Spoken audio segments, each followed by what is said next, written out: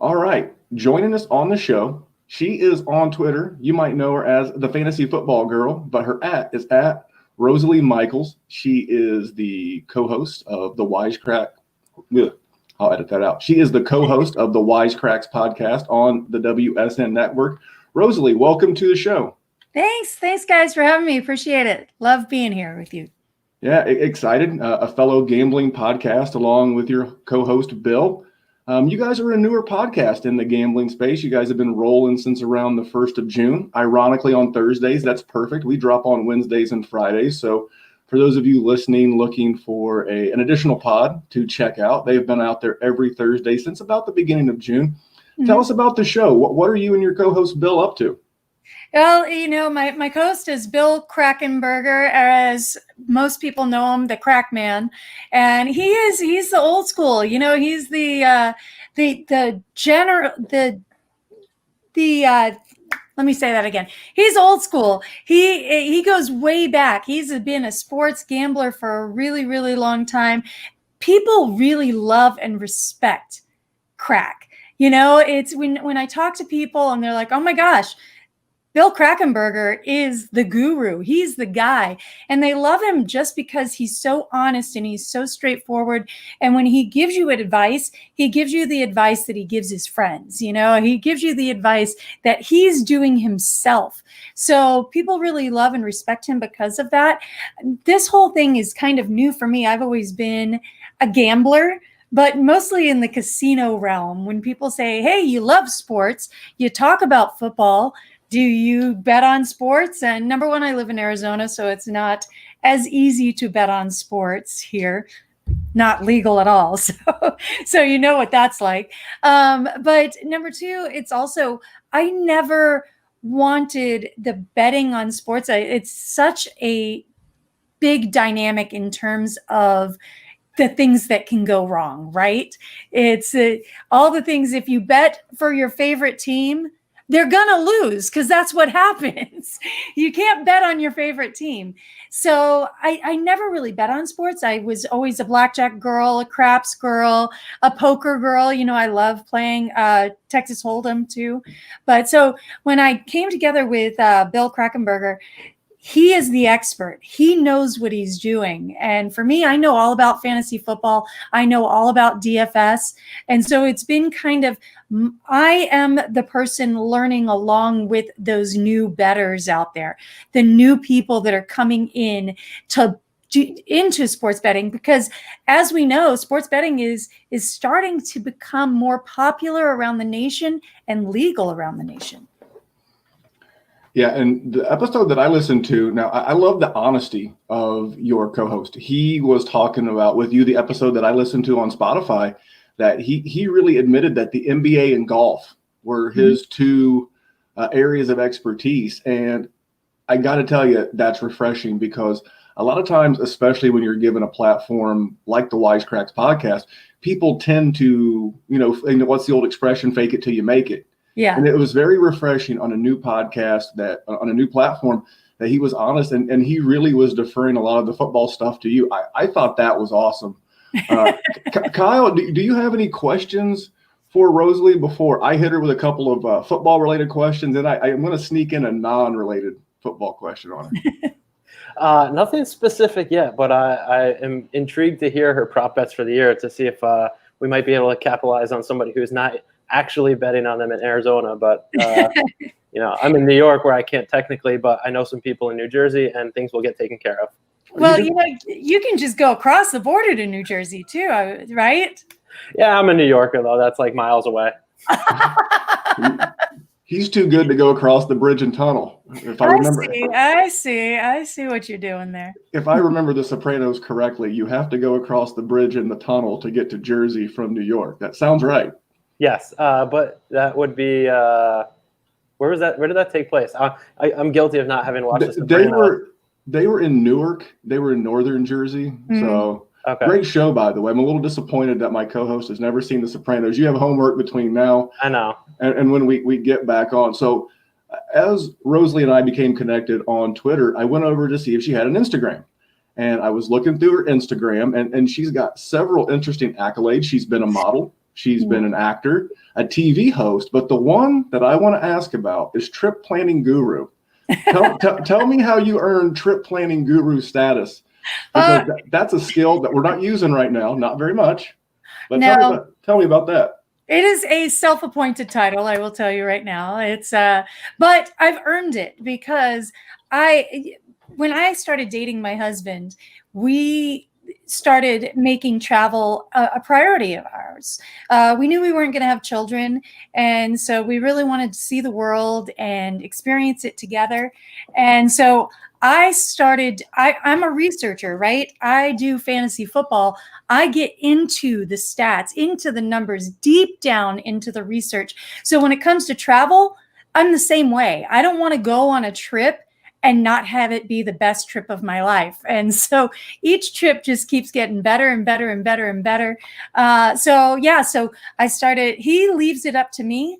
And I've planned some really, really fantastic trips for us. He will tell you. And I never tell him how much it costs. That's key. There's nothing wrong with any of that. Yeah. You've got a beautiful family. What was the best trip you and your husband have been on? It's really a tough one because I get asked that quite a bit. We got engaged in Italy, which I planned that whole thing except for the one day that he proposed. And then we got married in Antigua and then honeymooned in St. Lucia. So both of those, have to be, but it would have to be Italy because we're both Italian. So it was a bucket list trip for me. But you can't see all of Italy when you go. We went for like 2.5 weeks and it's still not enough time. So we'll be back.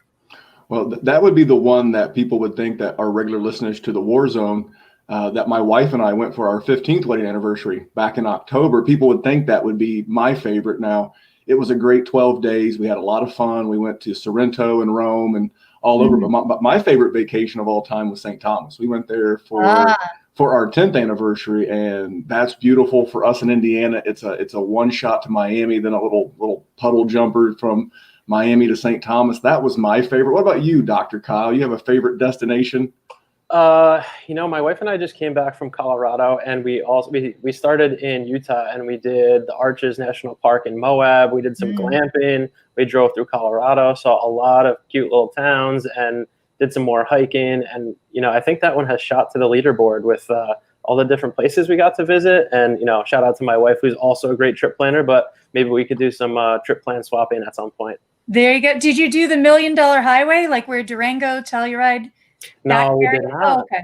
Now we got to go back. We've camped over there, and it's fantastic. It's stunningly beautiful. Oh yeah. Well, next time.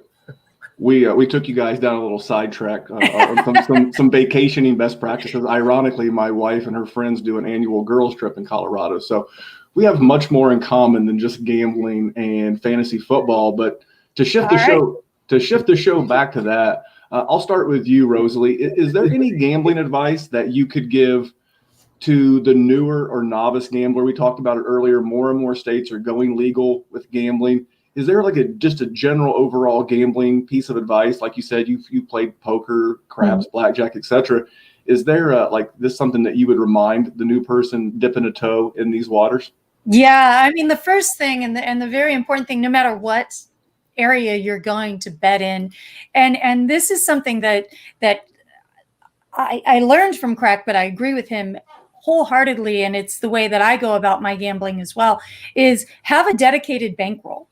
Your dedicated bankroll is simply for your gambling, right? So if you have your food money, you have your drink money, if you're going to Vegas or whatever, but have that be your dedicated bankroll, and that is it. That is your gambling money. That is what you use.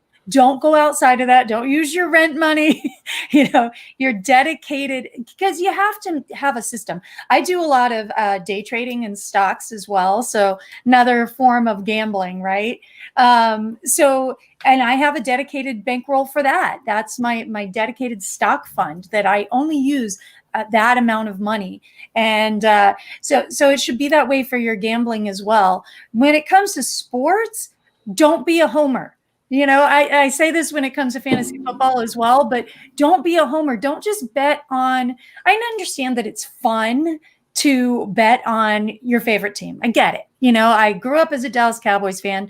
Sorry, I know, don't hate me, but that's where I started my love of football. And then, of course, I live in Arizona, so I am an Arizona Cardinals fan as well. So, but I tend not to focus on those teams when I'm either setting my fantasy football lineups and drafts or DFS. I only go with what's the best choice at that moment. You know, who's the best during drafts? Is this player somebody that I really want because I think he's going to have a good season, or is it but just because I love the Arizona Cardinals? Don't be a homer. That would be my second big piece of advice. Well, I didn't see your answer to this question, but I love the bankroll. This is something that you're going to do somewhat seriously. You have to treat your bankroll the same way anyone else in business would. I started doing this years ago when I was playing poker and was starting to do this. It's like, that's your bankroll. That's your capital. It would be blowing through your bankroll. Let's say you catch a big win or a big loss. You know, blowing through that money for non-gambling related things would be like the guy who owns a landscaping business selling his lawnmower to pay for rent. You can't do that. That's your working capital. Yep. That's a great one. Kyle, did you have a best practice for the newer or novice gambler who's starting this life? I went specifically for the NFL this year and came up with teams with depth this year and continuity from last year. I'm gonna take a sort of a joke from my old boss's father, who, you know, he's like this old school Italian guy. Rest in peace, Lou. But he gave us the best advice ever: is to always tell your spouse you broke even. That's I've been there. How'd you do at the tables tonight? I broke about even. I broke even. Yeah. See, that goes very much with the don't tell them how much the vacation costs too, right? It's perfect. Yeah. There's some things you just don't need to know. Lou's advice is so legendary. That's in the Vegas Vacation movie when Chevy Chase's wife asked him how he did the tables last night. He's like, I'm about even. Yeah. You're right. The advice I would give a newer or a novice gambler is whatever you think you're comfortable wagering, it's probably too much. If you feel like $50 a game or $100 a game is where you're at, you're probably better off betting 50 or 25. Yeah. As good as the advice is, professional gamblers, people that do this for a living, and I know Rosalie knows this. I'm for sure Bill, her co-host, knows this. A winning bettor breaks even at 53%. If they win 53% of their wagers, that's a break even or almost a profitable. It's technically like 52.6%, but I'm rounding here. But if you're comfortable at 50, man, bet 25 and work your way up to it. You do well. That was one that I was taught a long time ago. My uncle was we used to joke with him at family outings. He was a professional sports consultant, and that was long before betting was legal in the state of Indiana. That was what we called a bookie here in the state of Indiana. And he was like, never bet to where you feel uncomfortable. I mean, you're just looking to make the games a little bit more exciting. Mm-hmm. And anytime you get that bet, that's a quote unquote sure thing. That's usually when they go wrong. So let's go to the next question. So obviously COVID-19, we can't escape it. We've tried. We're doing our best. I'm to the point with it where I think the rest of the world has tried so much to avoid it. I think at this point we just have to manage it. And guys like Dana White of the UFC have done a great job managing it and making it work for their business. I have great faith that the NFL, Roger Goodell, and these owners will be able to do the same thing. But Kyle, was there any COVID-related betting strategies that you're looking to implement this season as you're getting player props and season win totals down? Yeah, going back to what I just said, I think we're going to expect to see guys on the COVID exempt or IR list more frequently than we're expecting at this point. So if we're looking at team bets for season long, I'm looking at the teams that I think have depth or I'm a Cowboys fan as well, and I typically am not a homer when it comes to betting, but I think I'm going to be on the Cowboys bandwagon this year in the gambling world, specifically because they have Andy Dalton as a backup and they have a very, very deep dynamic offense. Wide receiver flush is what they are. Yeah.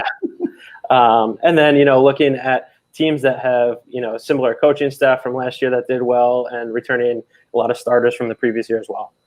Yeah. Yeah. Go ahead. No, I was just going to say, what did you think about his Cowboys take there? And then what was yours? Yeah, it's, the hard part with this season as opposed to other seasons, specifically talking about football, but even in any of the other ones, I think you're safe going into NBA, you're safe going into NHL because of the bubble. The bubble seems to be working, right? When you look at MLB and what's happening in MLB, it's a little scarier. It's a little sketchier, players just, dropping off because of getting infected. So I'm afraid for the NFL for the same reason. The NFL can't play in the bubble the way that we're seeing the NBA and NHL. So far, they're doing really, really well as far as players keeping safe, right? But with the NFL, the teams going to other places, getting on airplanes, the sheer number of players and coaching staff that are there, it's going to be difficult.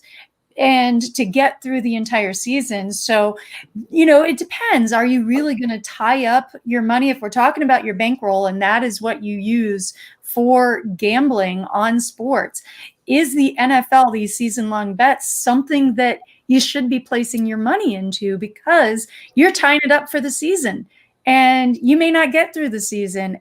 The odds of us getting through an NFL season, sadly, look pretty bleak right now. Now, I say don't be a homer. I'm a huge NFL homer. That is my first love. That is where I live and breathe. So I want there to be a season. So when I say that, I don't say it lightly. I say it very seriously.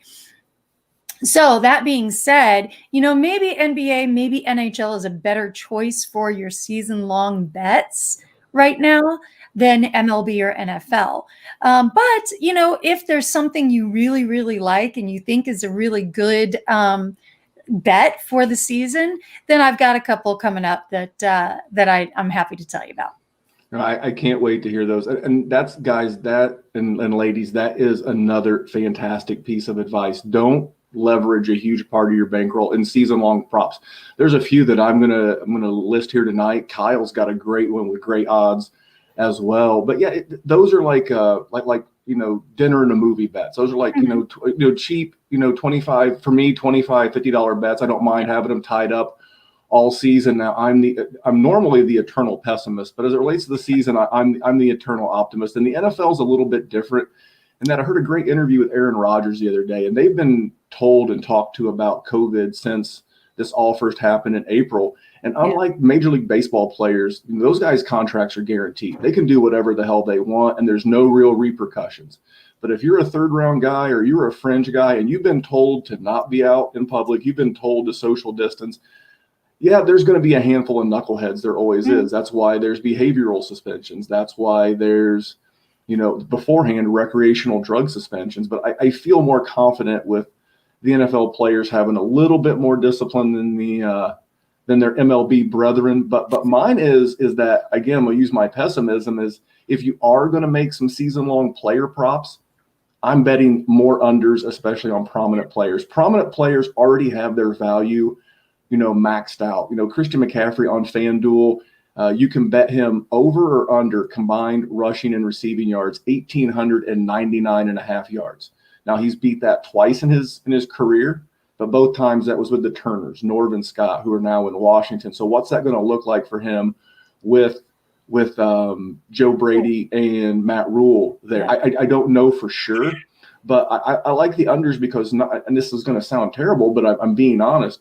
Not only do they have to hit right at career high expectations, but they have to avoid injury. They have to avoid those really weird snow games. Think back a few years ago when Buffalo played Indy in a foot of snow. And they have to avoid COVID now.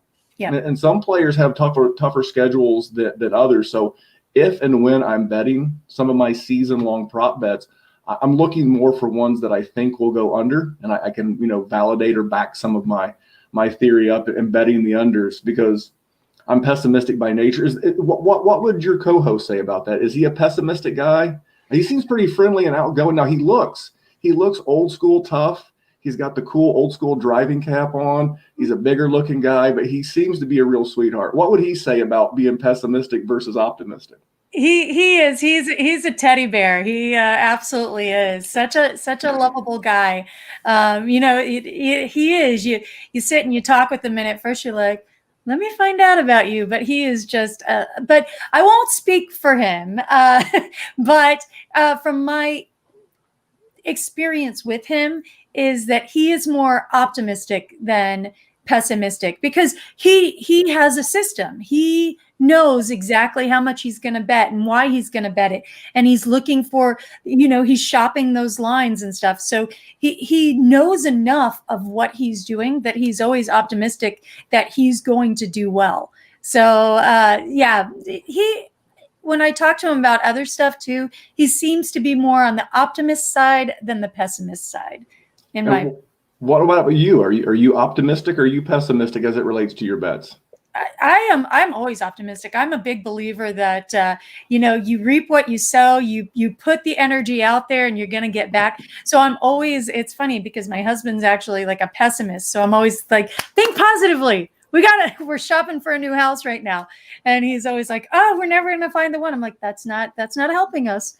You got to think positively. So I am always of a mindset of, when I'm watching, football games and I need my players to do well, I visualize them scoring the touchdown, right? So I'm definitely, absolutely an optimist. But to speak a little bit on when you were talking about the COVID thing, let's remember too, is that with the NFL specifically, they can be taken and put on the COVID list if a family member contracts COVID. So this is unlike injuries in the past or something. If a family member got injured, you weren't out of the game. But in this case, a family member could get COVID. That player could be taken out of the game for a couple of weeks because of an adjacent infection. So that's something that could affect numbers too. So we have to keep that in mind as well. Great call. I forgot all about that. I read that as part of the write-up from the most recent players meeting. They have until Thursday. I think it's 4 p.m. on Thursday to opt in or opt out. Mm-hmm. And I forgot all about the caveat of being able to be held out of games. If I were a football player and my wife were to contract it, then I'm going to miss time. So again, when you're looking for those season-long bets, that's not a bad thing. And speaking of, we're here. We're going to give you a player prop. We're going to talk about a season win total that we like. Remember, these are not set in stone. We're just giving you some bets that we like. Now, I personally, I've been on these for a while. The ones that I give you guys will not surprise you at all, those that are regular listeners to the show. But I'm going to start with Dr. Kyle. I saw you tweet this the other day. And I'll be honest, I went out and I threw $20 on it because I liked it that much. I liked the odds. I wasn't throwing a ton of money because it's a season-long bet. But give us your season-long player prop, man, because I thought it was good. Yeah, so I came across this the other day. Josh Jacobs is plus 1,900 to win the rushing title this year. And with the rookie campaign he's coming off of, and I don't care how many pass-catching backs are in that backfield with this bet, I think we're going to see a big jump in this second year. And then especially with, who knows what's going to happen with the guys who were at the top of the list last year with this weird year. So I like somebody that's, a few tiers below the elite there. So yeah, get on the Josh Jacobs plus 1,900 bandwagon. What do you think about that one, Rosalie? I loved it. I saw it and I was like, because he did so well. John Gruden's got a hair up his backside about him not winning the offensive rookie of the year last year, finishing second to Kyler Murray. He would have. He would have.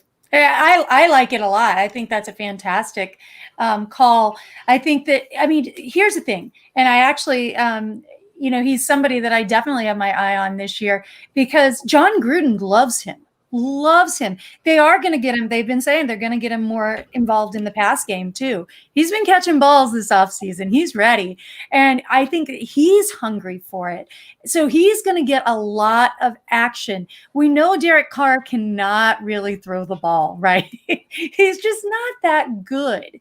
And so, yeah, they're going to keep feeding Josh Jacobs, and Josh Jacobs can handle the workload because he's still young. He would have won the Rookie of the Year if he wouldn't have gotten hurt at the end of the season, I think. So I like that a lot. I'm a big fan of Josh Jacobs.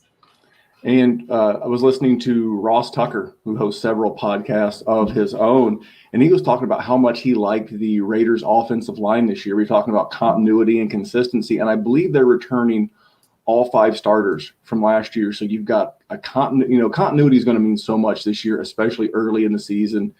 And I think teams are going to lean a little bit more on the rush until the timing of the passing game develops. So when I heard that, man, I was like, I'm going to get some action on that. What about you, Rosalie? What was your season-long prop that you've got your eye on? Yeah, don't forget, too, Jacobs has the second easiest strength of season at the running back position, too. So he's a great pickup in your fantasy leagues also. But my prop that I really love, it's fun. I say don't go Homer. I'm going Homer, but I'm going under. D-Hop. D-Hop they have him for 8.5 touchdowns. So I'm saying go under 8.5 touchdowns. It's -110. So I like it. It's -110 either over or under on this one. But, he only had 7 touchdowns last year with Houston, which seems low, right? And it is low considering the previous years he had double-digit touchdowns. But then when you look at Arizona and the way that offense works, there's so many cogs out there, and we can't expect that D-Hop is going to come in and get all of the targets the way that he did in Houston. In Houston, Will Fuller was always hurt. They didn't really have a third wide receiver that they liked. So it was a matter of all D-Hop all the time. And where D-Hop got those fantasy points was not from touchdowns, but from the amount of receptions that he got and the amount of yards that he got. Again, 7 touchdowns isn't a lot. So under 8.5 touchdowns, when Arizona had a total of 20 total touchdowns to passing touchdowns last year, there was 4 to Fitz, 3 to Kirk, and 4 of those were to DJ. So I think we're gonna see him get the targets. I don't know that we're gonna see him get the touchdowns. I absolutely love that. I'm not anti DeAndre Hopkins. I mean, we talk about him in Dynasty. He's becoming an aging asset. My fear for him is, you're absolutely right. You throw out his rookie year when he had around, I think it was 91 or 97 targets. Outside of that, every year since, he's averaged 150 targets. Mm-hmm. And I looked at this one too. I'm glad I did not select that one, but I'm going to. I've now got reassurance on a bet that I already liked personally. Now, mine will not surprise anyone who's a regular listener. To me, mine is Baker Mayfield under 3,899.5 passing yards. So 3,900 basically is the number. And here's some of my reasons why. As a rookie, he threw for 3,725, and last year he threw for 3,827. So he's never eclipsed this mark in his career. His new head coach and play caller, Kevin Stefanski, had Kirk Cousins set career low since he's been a starter, since they've been the regular starter, with 440 attempts. And Kirk Cousins had been on 4 straight seasons of 4,000 plus yards. Last year under Stefanski, 3,603. Now, Kirk Cousins also gets the opportunity to play 8 home games and 1 against Detroit in a dome. That bad weather in Green Bay, Detroit, he could obviously get the one in Chicago. That's not an issue for him. He's got a lot of home games. Baker plays outdoors. The weather in Cleveland, November, December can be very, very rough. And, I get the COVID on my side on the under a potential injury. And he has 2 games against Pittsburgh and Baltimore, 2 of the better defenses in the league. And here's the thing. This is the one that will not shock anybody. Again, they brought in Case Keenum, 3 years, $18 million deal as the backup there in Cleveland. And they were the only other team per CBS Sports to talk to Cam Newton.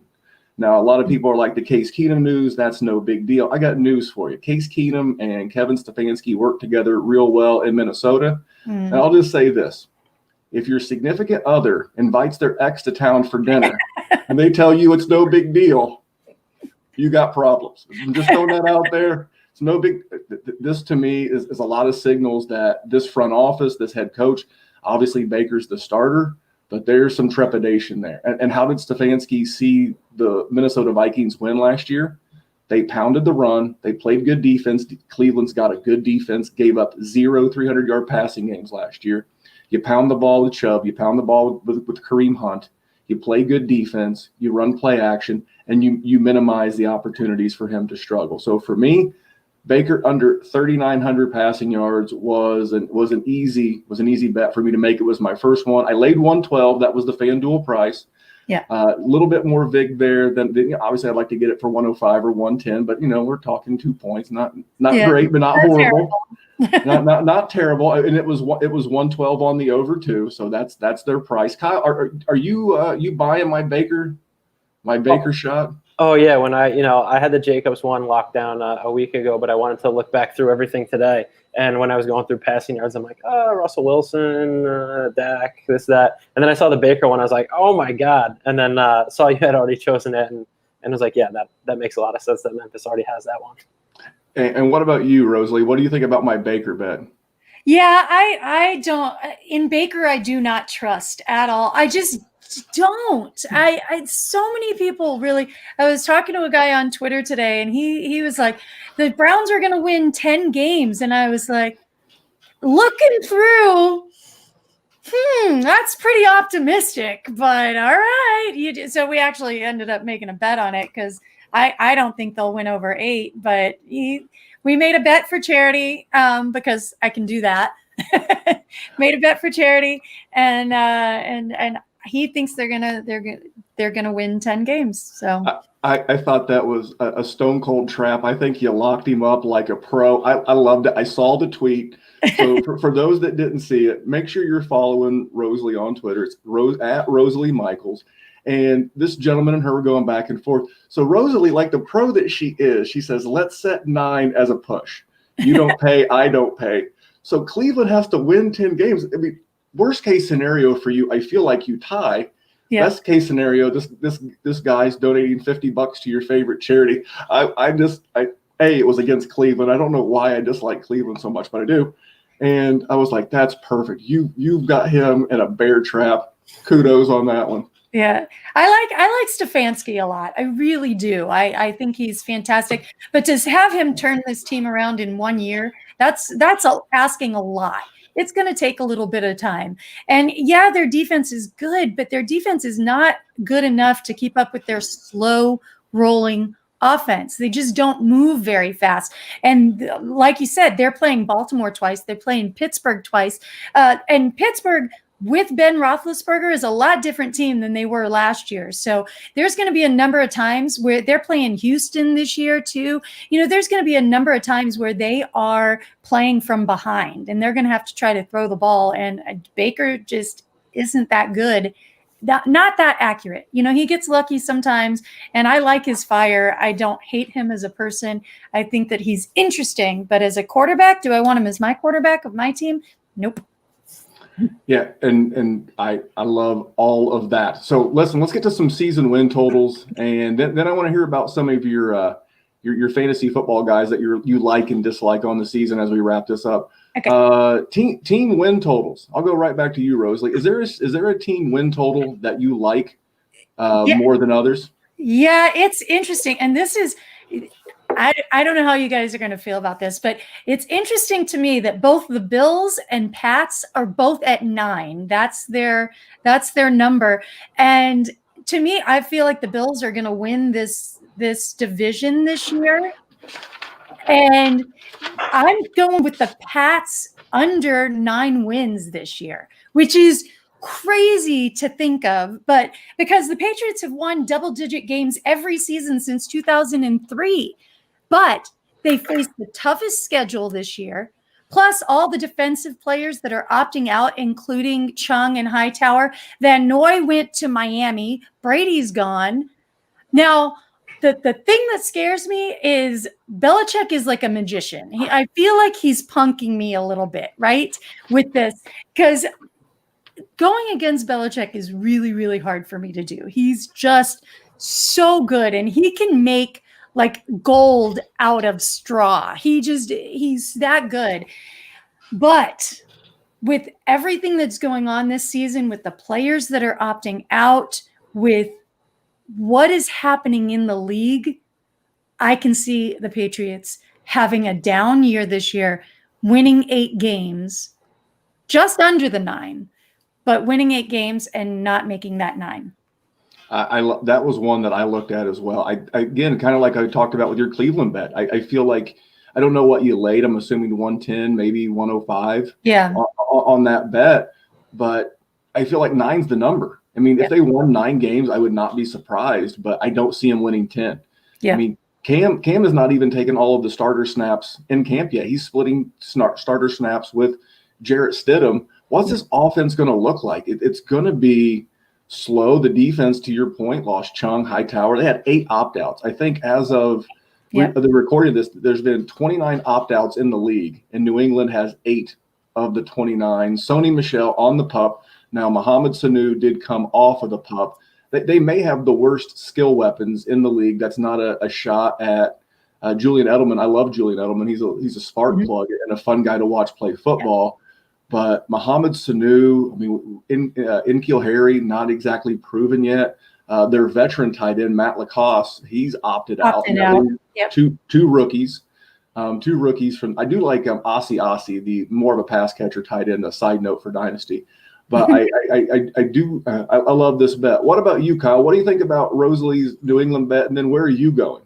I like it. It's definitely – betting against Belichick is definitely something that you don't usually want to go up against. Risky. But the big tree falls hard at some point.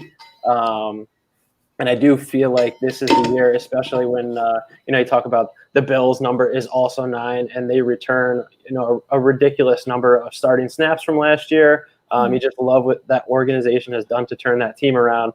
And I just feel like New England has too many moving pieces and parts this year.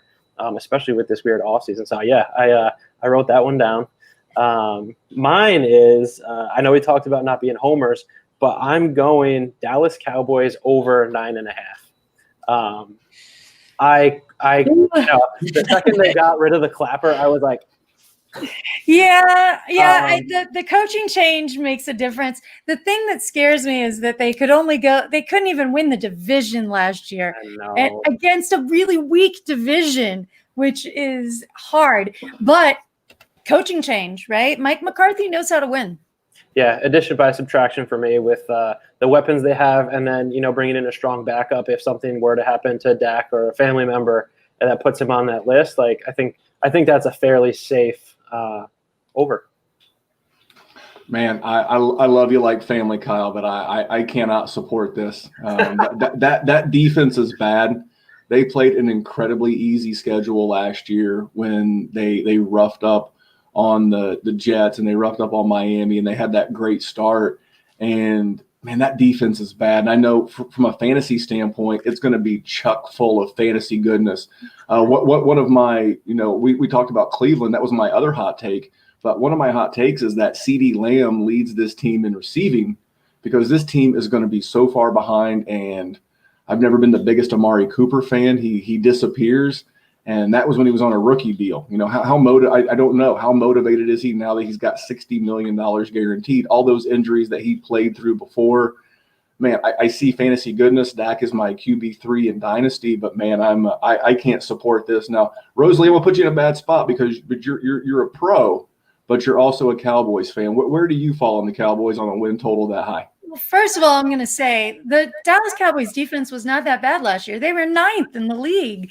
So they in terms of how many points they let up each game. So that's not terrible. I'll take a top 10 defense and a top 10 offense all the time. They just couldn't close out games. So,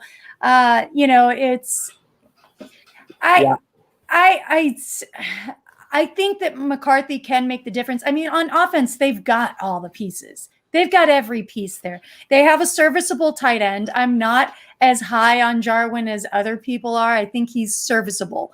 He's not fantastic. He's fine. But those 3 wideouts are incredible. Gallup, Cooper, and CeeDee. And then, of course, you got Zeke back there and Dak. And so it's just a feast for the offense. and we know that Mike McCarthy knows how to put that offense together. He had top 5 offenses when he was in Green Bay, and we saw what he did with those Green Bay offenses. So, I can see it happening. Again, I try not to bet on the Cowboys because I know that my heart is there too. And so it sometimes skews my perspective. All right. Well, that leaves me. And now Rosalie and I just became friends. I might lose my new friend because I found one that I absolutely loved. And that was Arizona, under 7 wins on the season. I got it for 105. So I absolutely loved the price. Didn't have to lay a huge number. Now, it's going to look scary for me on this bet very quickly because they open at San Francisco. I think that's a loss. Then they do have 4 very winnable games in a row. They play Washington, Detroit, Carolina, and the Jets. But then, man, it becomes a murderer's row after those first 5 games. They play Dallas. They play Seattle. They play a very improved Miami team. They play Buffalo. They play Seattle again. They play New England. They play the Rams.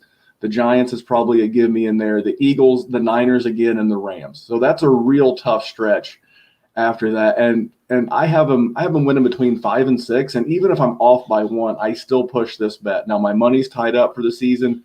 Again, I loved Rosalie's advice early. You don't want to wrap up a huge part of your bankroll. And the last thing is, I know the coach is ultra handsome. I know Cliff Kingsbury. He's got a great house. Got a slick crib. Maybe you guys can be neighbors out there. You and the Hubs can be neighbors with him out there in Arizona. But this was a guy who was 35-40 in the Big 12 at his alma mater, and in a conference where defense is optional. I'm sorry. He's an interesting guy, and I'm interested in this team. But I get a very Chip Kelly vibe about Cliff Kingsbury in the NFL. He ran the most 4 wide receiver sets last year of any coach.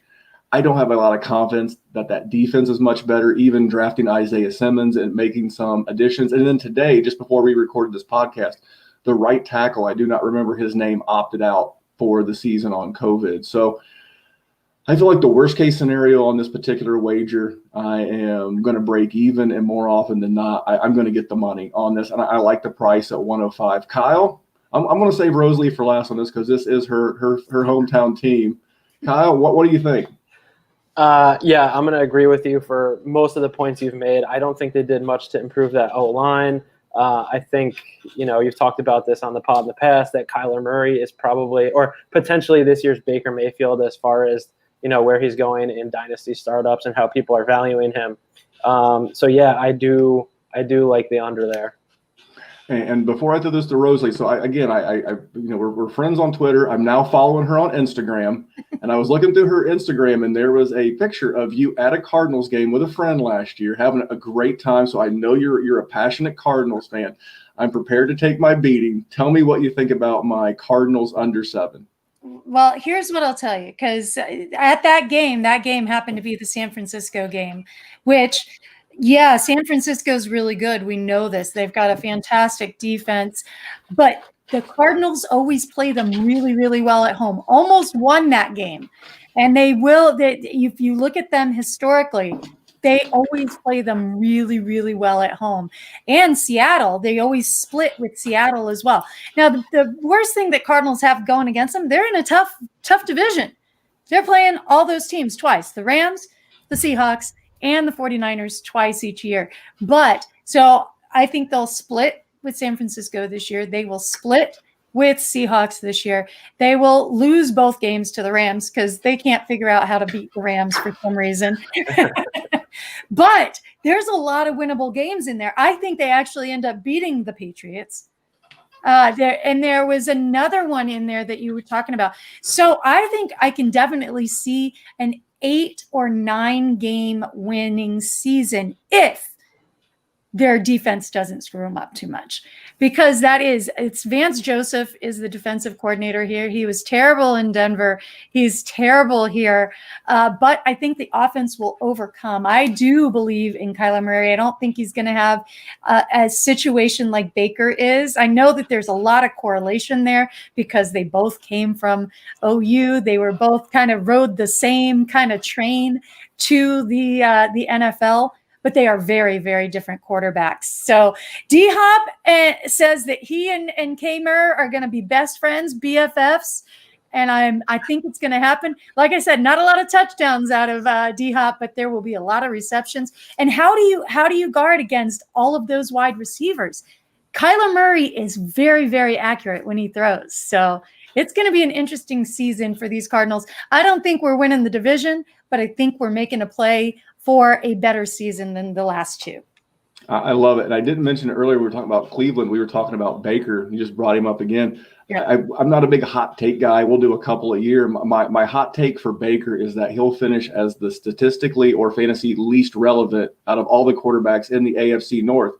But he will lead Cleveland to the playoffs now that we have 7 teams going to the playoffs. I could see that team easily going 8-8, 9-7, and fighting for that 7th wild card spot there in the AFC. So, Rosalie, before we get you out of here and give you a chance one more time to promote everything you've got going on, give us a couple of guys that you like for fantasy this year and a couple of guys maybe you're trying to avoid.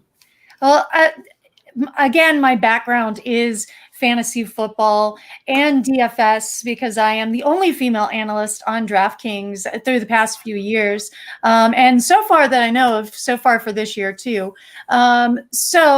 I take great pride in that because, you know, the women, we have a voice and we like using it. So we love football too. So we'll talk a little bit about Dynasty and a little bit of DFS picks. For Dynasty, you mentioned him a little bit earlier. You got to look at CD. They gave him number 88 for a reason. Jerry Jones was very insistent that he wear number 88. Now look at who's worn number 88 in the past. Des Bryant, Michael Irvin. There is a history to the number 88. And, you know, Dr. Kyle will understand me here. There is something special about the guys that wear 88 in Dallas. So I expect CD to have a good year this year. But as far as Dynasty is concerned, they plan to make him a star. So if you can get him on your Dynasty team, you're going to be really, really happy about that. I like Jacobs too. You mentioned him earlier, so I won't get into him. Miles Sanders. It's hard for me to say that as a Cowboys fan, but again, when it comes to fantasy, I am not a homer. So Miles Sanders, he's going to be the workhorse back there. I like Boston Scott there in Philadelphia as well, but he is the backup. Miles Sanders in a NFL where we're seeing more and more kind of RBBCs or at least timeshares in the running back position, Miles Sanders will be the lead back. And I think we're going to see a great year out of him. On a 15th ranked offense from last year, that was with all of their wide receivers broken down. So I also like Hayden Hurst this year. Hayden Hurst is not getting enough hype. He's taken over for Hooper in Atlanta. That is a pass-happy offense.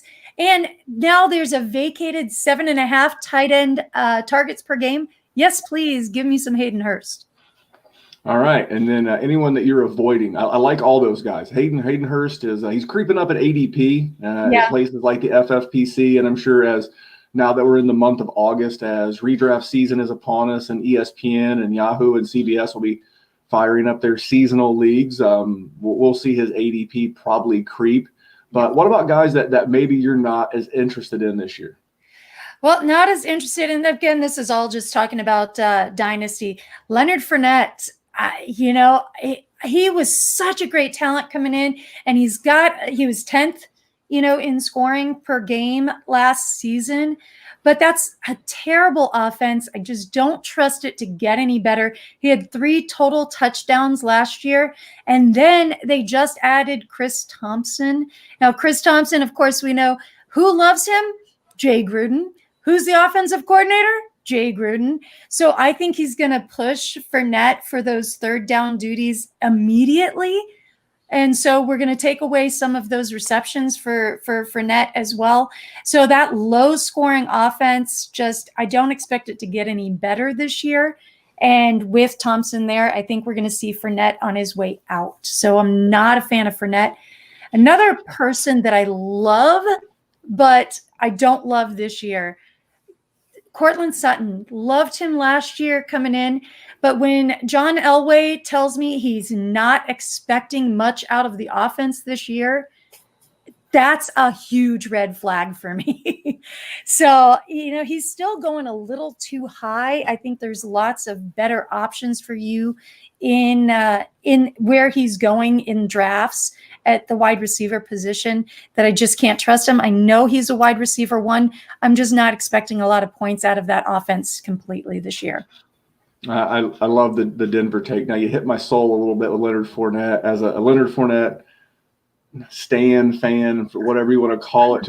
I'm just waiting for the day when he becomes a free agent and he winds up on a better situation. How do I know he winds up on a better situation? Because he won't be in Jacksonville anymore. There's going to be a lot of teams. I'm hoping, as a fan, I'm hoping he winds up in Seattle. Chris Carson's a free agent as well, or San Francisco. All of their guys are potential free agents. I think even Mostert, but they may have just redid his contract. So that hurt me a little bit. Now, this is going to release on Wednesday. It was live on Tuesday. You and Crack have a show coming up this week. What are you guys talking about? I know you guys cover way more than just football. Are you guys talking MLB, the bubble, hockey? What's going on in your guys' show? Yeah, we've got another great guest. We have a guest on each week. We've had some really, really great guests.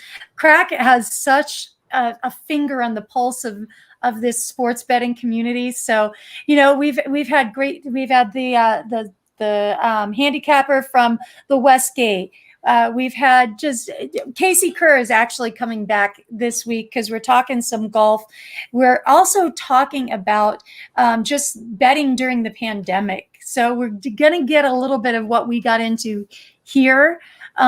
So we got Casey Kerr. He was our first guest. He's a PGA caddy, and he was great. So we're going to kind of catch up with him and see what's going on there. Because as you said, Crack loves betting on golf. So we're going to get a little bit deeper into that and what's going on there.